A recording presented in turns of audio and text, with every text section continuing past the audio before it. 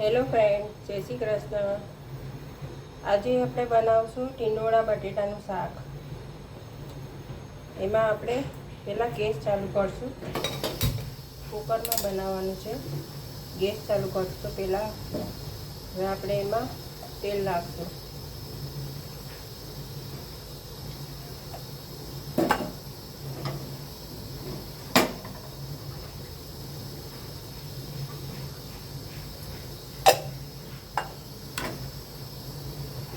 પહેલાં તેલ નાખવાનું,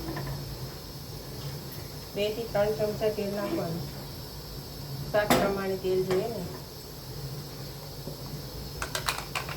તેલ થઈ જાય એટલે આપણે એમાં રાઈ જીરું નાખશું. રાઈ ને જીરું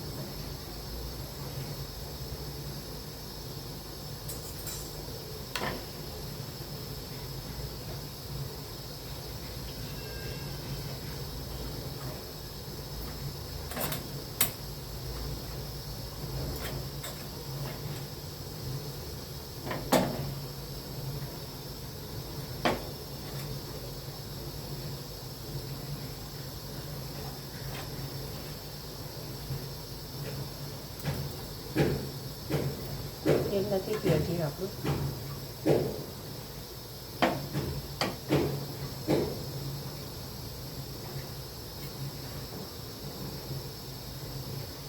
તેલ થઈ જાય એટલે નાખી દઈએ.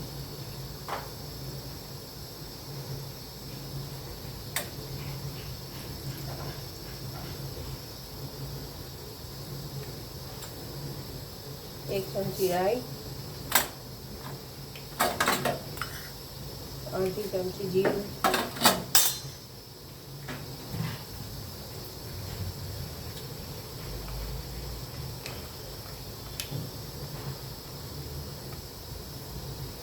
ચપટી હિંગ નાખવાની.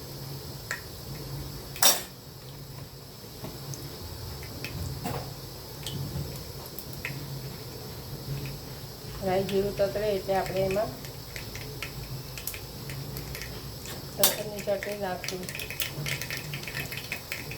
આ શાકમાં લસણની ચટણી નાખશો તો સ્વાદ અલગ જ આવશે. અડધી ચમચી લસણની ચટણી નાખવાની વઘારમાં. મરચું મૂકવાનું લાલકા, પછી લસણની ચટણી નાખવાની. વઘાર થઈ ગયો તો આપણે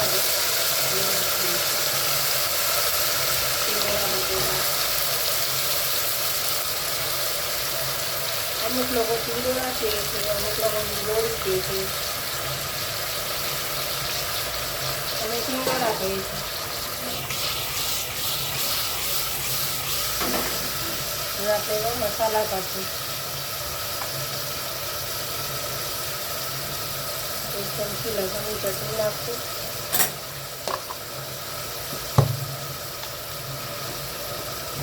આપણે મીઠું નાખશું સ્વાદ પ્રમાણે, 1 ચમચી જેટલી. પછી આપણે એમાં લાલ મરચું નાખશું 2 ચમચી.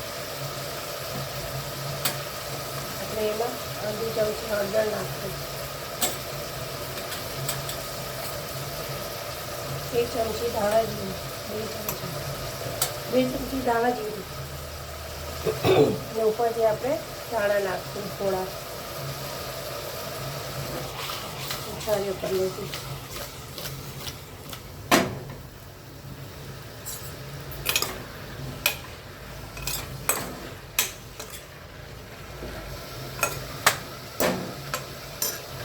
હવે આપણે એમાં કસૂરી મેથી નાખીશું 1 ચમચી જેટલી. કસૂરી મેથી બધા શાકમાં તમે નાખશો ને તો શાકનો સ્વાદ જ અલગ આવશે.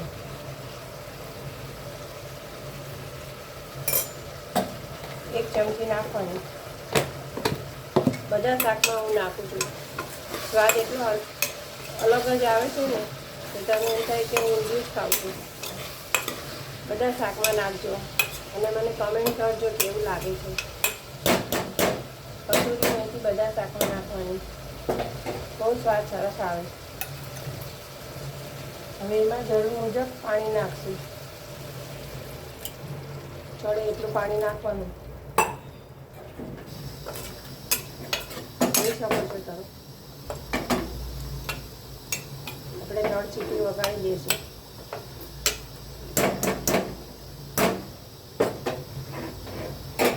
હજી થોડું પાણી નાખશું આપણે. હવે 3 સીટી વગાડી દઈશું.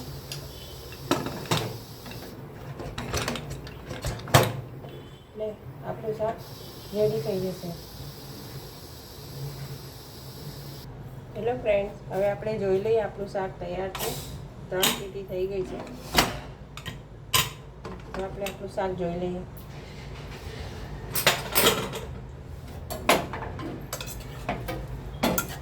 આપણું શાક રેડી છે.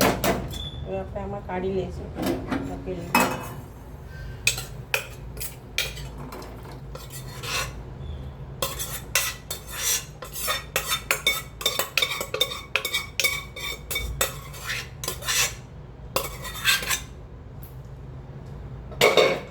આપણું શાક રેડી છે.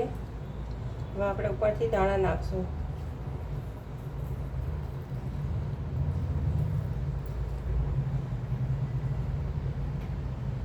ત્રણ સીટીમાં શાક થઈ જાય છે.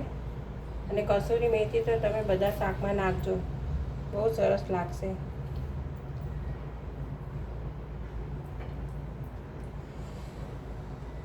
તો આપણું શાક રેડી છે. જય શ્રી કૃષ્ણ બધાને. આવજો.